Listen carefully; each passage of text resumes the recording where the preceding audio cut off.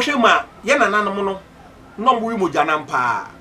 nanso srade antimi nkom adentia ono no owe ne nam no wie a okona fom kokun aboa de ne ba that time free the crane ho dana no benya srade namare odi bi ye nkwan na waiden wadi dia aka ni nyina wa ho edi all ho nam smoking of the meat no na fe no fat na ewo enam no nyina no na esone ko na esone ko o busam se wala da ben na re na ma ya ho ana ye kase akokọ aya ho ana nantwi na ma ya ho da ben na we bi o dia na se wakoko store so ho na wakoto akokọ nam wakoto nantwi nam e slaughter house na odi abafi na wotwitwa bi na wano na odi dia kana ede ahye fridge ni nto wo de nda bia no srade dia na wudie wonye exercise e ba ne sana na onipadua no e store more fat e wonipadua ni eno ene ma wofu e kese but my man one example ye wonkofo bi on so a wo mu didi all right obedidi anajo oberi pizza oberi hamburger oberi bibia bi drinks ahodo obenum ni nyina bi enso ni bia slim atwo enne ehu no eto ne kasefu kase a because most at times no weight gain genetics obi o ma ni fie kase e won ho nti onya kodi aduane sesi abobo nsayi no me fie kase e wo ye ho iti se mi kodi aduane enye sesi e bo se huhu be oti ase obi o mo nso akase ni ne ho ti aduane onu udi a ehuhu no ono di a ensho bibia won ho nti se ni pasa no se yare mo na okasa aduane a wodi be mo nya high cholesterol won jindi be high cholesterol nyese wofu ye kase anaze fat nyese ye body be kase nkwa na chese wa store fat na mumu no ubetimi a store fat omeko a wonye de wonye kase nuti na okọ hospitals ahodo a ubonso obi eye slim enso wonya stroke obi eye slim enso wonya high cholesterol wonya diabetes in terms of diet no say diet ni your poor nkwa they are the consequences in there you will eventually get it eti eni echire mu no o say a store first fatty acid the call o actress o veins nim sa veins na esani emoja e de call o liver e na o pancreas no say unya abnormal fat na a store more fatty acid the call eti e block sa veins na block sa o portal veins no e block nti in terms of separation no e ba be poor nti there are some diet say person will live a healthy lifestyle fine once in a while moderation is the key what I say once in a while no why na mum e be your habit dia it means say you are digging your own grave with your fork and knife and do say the atosomiensa an influx of free fatty acids on sa fatty acids na e liver no ho no na e bi block o portal veins no influx is a movement and the free baby the air an influx of free fatty acids causes your liver to produce more bad cholesterol say fatty acids ko when ho a liver no ho a e ma on say most at times no yen brebo and yen liver no eno na e produce fats and cholesterol inti according to research no liver no naturally and as automatically no o produce 1000 milligram of cholesterol a day and they say udi say nyane we say nyina na wama o body no more fat and cholesterol and they say o liver no so timi produce more e de ba onipadua nim and they say an influx of free fatty acids causes your liver to produce more bad cholesterol that is LDL low density lipoprotein or say less good cholesterol or say more na o liver no e produce first LDL no na fe o good cholesterol HDL no so ye dey e ba for nti enema bienu good diet no e ma o liver no produce good cholesterol and na ama o bad cholesterol na ye akofom be poor diet no ma o liver no e produce bad cholesterol na ama o good cholesterol na ye den akofom nti o say HDL cholesterol or say HDL cholesterol more blood sugar and less adipositine, a hormone that regulates the use of blood sugar and keeps appetite in check.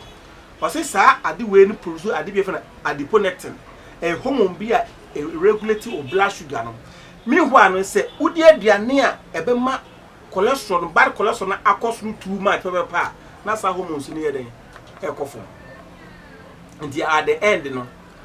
you are going to get intra-abdominal fat wofu eba be kese na the eye problem no say wofu no kese awi a obo so ya de kakra obo so wabre obi o ma wonnam a me hia madam fu bi ono the towel na any handkerchief because we am so no we isama nto no towel ene o de dem o de pepa nanim bia adentia o ya de kakra bi pepa na o pante no what is because the heart no any internal organs any ni kidneys ni liver ni adena they are all under pressure to pump blood to promote circulation and to say DNT na edesa adene ba more what causes it no or the too many tio the e cause adene more on say area say ade bi o ma e trigger bibi ye fa say once in a while ya na wakoto ogare ni wakoto ogare na wadi osisi kakra na wotwa osokins and the normal and I say once in a while na wa order o pizza fine say total abstinence very good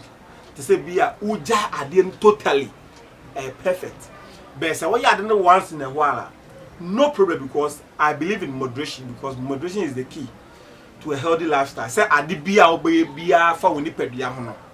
onye mende emroso and so then the boss say what causes it or the too many hamburgers hello yeah restaurant no na yeah me wo office ha udu ha me wo blog say no for hamburger here there embreme or the too many hamburgers so on the bia why addicted to hamburger this we nya bia ni da kokra na akwete say wo shaky why nervous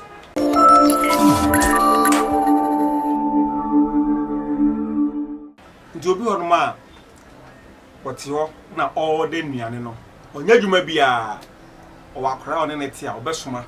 say so restaurant ahodo ne ade nya no onko hokra na with me from Korea and I said this part riders are omde ade ne ba in some ways no very good but it seems say amanfo mponim say very good sometimes no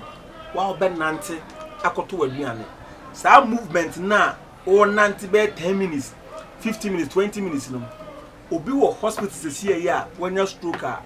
anko otimi nante sa 20 minutes na anka bi anka ne actress no nka bi obi ti ba bi asese yare aka na to a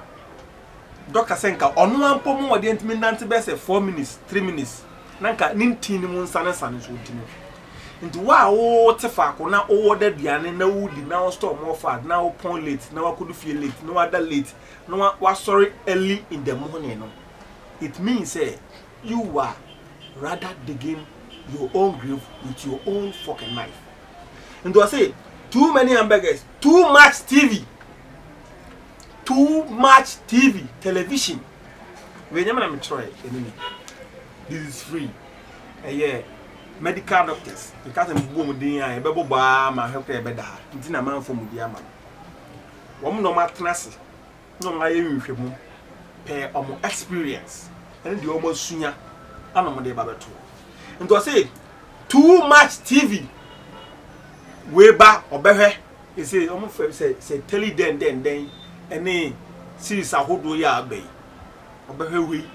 we o de akọ station no akọ otefa akọ onya fradwuma mu onya foka efri adwuma mu ebedu fie pepepe food is ready wa ya adwuma wa pon anajo wa bedu fie anajo onko ba bia food is ready nti oridi ni nyina no na ohwe TV oridi nyina no na ohwe TV se odidi wiya na patia na konwa no sofa na emu wa kakra bo so wa 10 no sei na wode na nagu ha na wa yesi no gusu ye de ehwe TV sai ne ma we sei na eya ekunye ne ye de nampa bo no nto say and too much of all those other activities enema bia ye enuma bia ye that keeps you sitting down enwuma ye niema bi ye ya ama won sore nante na de bia wote wo eno ade a ekoso fat in our abdomen o see ade bi a wo ye adwuma bi a wo ye a wo de ne se o trafo akon on nante ade bia adwuma na abot trase obi o mo kwadwuma ma obe sore ane apon obe sore a na okoblik na most at times no yen steady eniema ede nyarwa eba de bia me ka say there are so many things that money can do. So wo sika na wo fro obi asoma no it's simple. So wo sika na umu obi a wo adwuma ma na wo errands amount. So wo sika na so de wo besuma obi a money can do so many things in this world. But there is one thing sika intimenye. And then they say obi eswa wo yare amount. Na nke bi enfa ne say me so ne ma na emu odu a na ma frɛ o masa jiso akwa ama me no age empabo akra ya chimia mitimi de ro ma obi se onfa atare che otimi ro de che obi na emom ade ba ko pɛ ana ne yenya so apem eno ne yare so nya diabetes a undimi emmo pa se menya diabetes ndino me titis camping be billions and millions of dollars and I in Ghana cedis he say beje na so am yare na ma me no it's not possible. Sika ebetime ya nema bibrama na sika ntimi obi nso a wo yare ma unya pressure sika ntimi obi maje o pressure ne ma say me so a pressure ma so masi o me pressure ne je fato me ho na me nso ama na de bia bosum bia so na batua oka da bi ntino so wo ya de bia no I am very careful.